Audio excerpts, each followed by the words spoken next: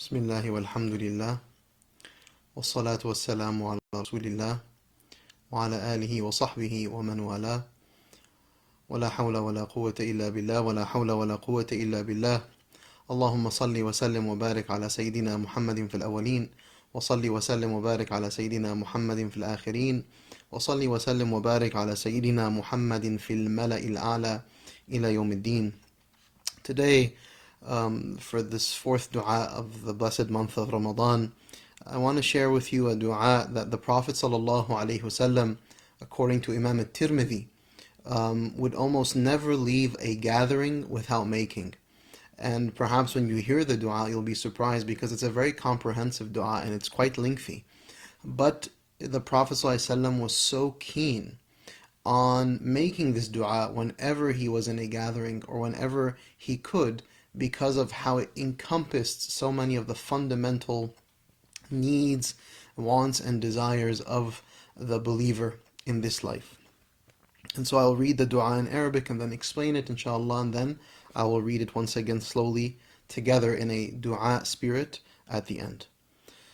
The dua is, Allahumma-qsim lana min khashyatika ما يحول بيننا وبين معصيتك ومن طاعتك ما تبلغنا به جنتك ومن اليقين ما تهون به علينا مصائب الدنيا ومتعنا بأسماعنا وأبصارنا وقواتنا ما أحييتنا waj'alhul-waritha minna waj'al tharana على من ظلمنا wansurna على من عادانا ولا تجعل مصيبتنا في ديننا ولا taj'alid-dunya أكبر همنا ولا مبلغ علمنا ولا تسلط علينا من لا يرحمنا.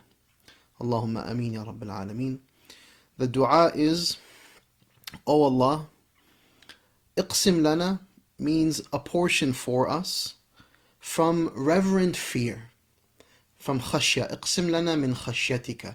Ya Allah, we ask you to give us a portion of reverent fear of you, so that it would serve as a barrier between us and acts of disobedience.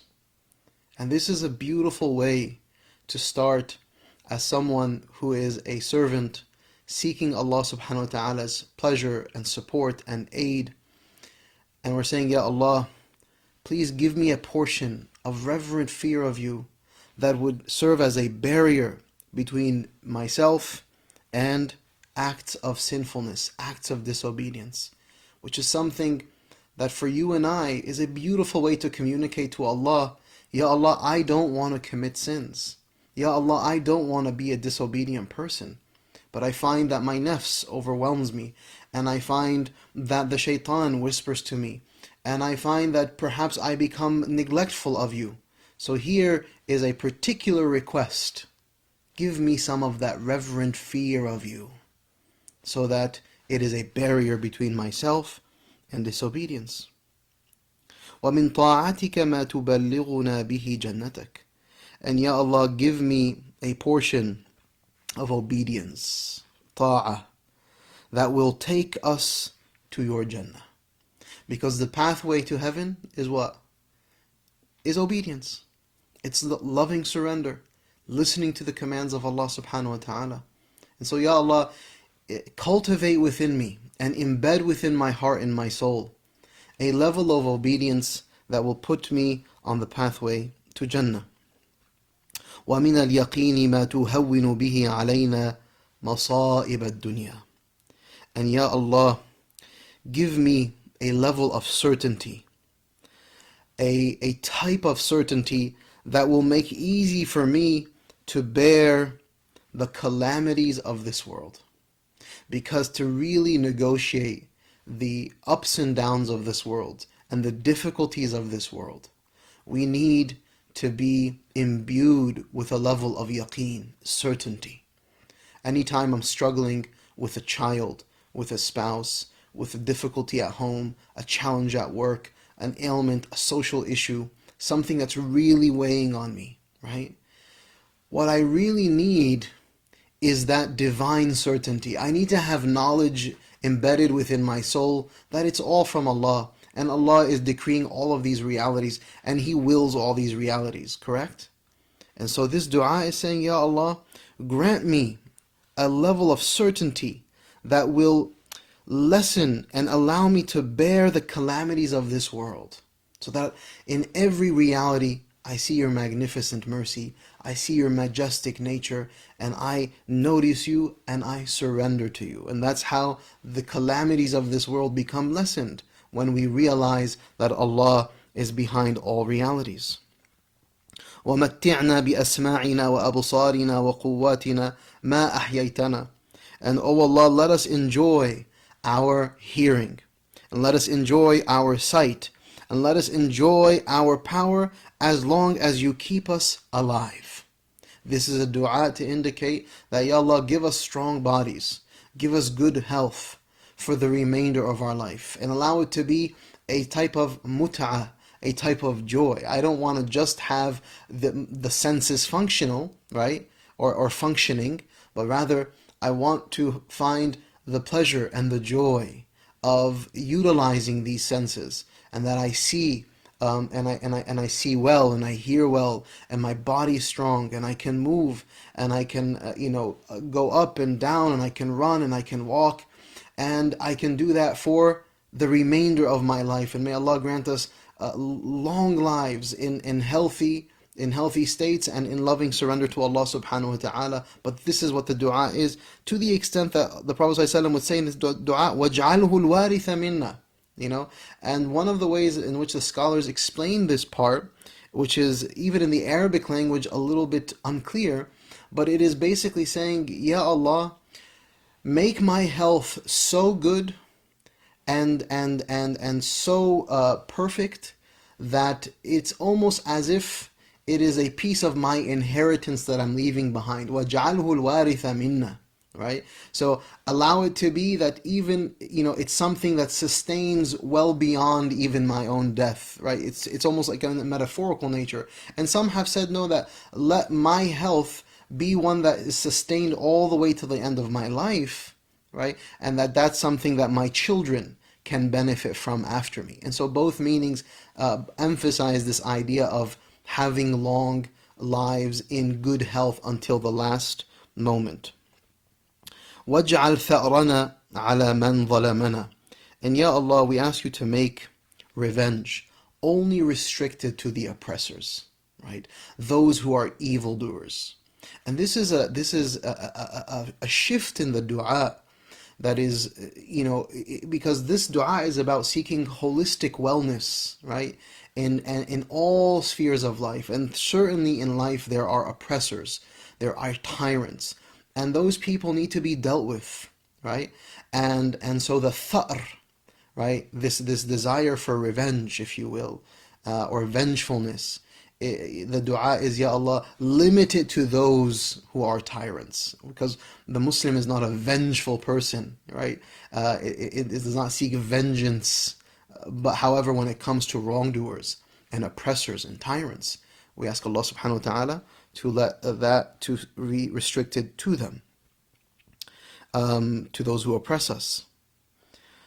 wansurna ala man adana. And Ya Allah, we ask you to support us and to give us victory over those who are hostile towards us. وَلَا تَجْعَلْ مُصِيبَتَنَا فِي دِينِنَا. And O Allah, never allow that our musibah, our catastrophe, is ever in our religion. And this is an emphasis on what? Which is, Ya Allah, we seek all the wellness, physical wellness. We seek, protection from tyranny and from aggressors against us. But never, Ya Allah, allow my catastrophe or my calamity to be in my deen, because that's something that I could not handle. In the worldly matters, in the material realm, in the bodily realm, right? External realities, that's one thing. But forever my calamity to enter into my religion, and for me to lose my religion, or to have my religion challenged, or to see that the identity of my children or my family in their religious identity is compromised, that is something, Ya Allah, I ask you to never allow to be the case. وَلَا taj'alid-dunya akbara hammina. And oh Allah, never allow this dunya to be our greatest concern. And this is such a beautiful part of this dua, which I think should really make us think. And that is, so often the biggest thing that gives us the biggest thing that makes us, anxiety ridden and concerned and worried is the dunya, right? It's our concerns over the monetary realities of this dunya, the finances of this dunya, marriage and divorce and relationships and politics and society and all of the affairs of this dunya. And so this dua, this part of the dua is saying, Ya Allah, don't make the dunya my biggest source of of concern.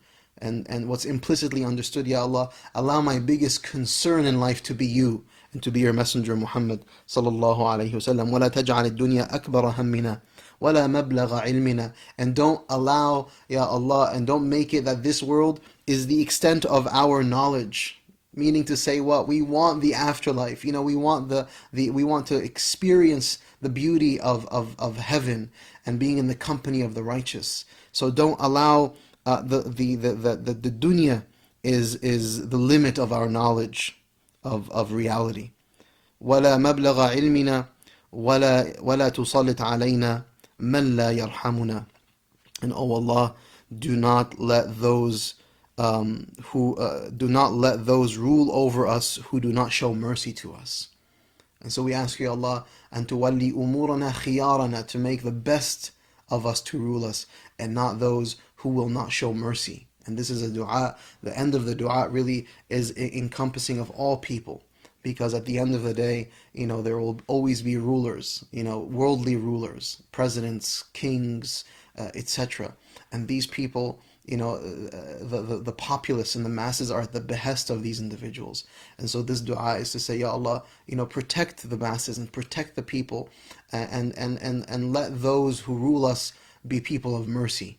Right? Be people of mercy. So we ask Allah subhanahu wa ta'ala to allow us to appreciate the virtues of this dua, the all-encompassing nature of this dua, and to internalize its meanings, and to say it as often as we possibly can, inshallah. So let us say it together as we close, and we say it with a heart of tadarru' and khufya.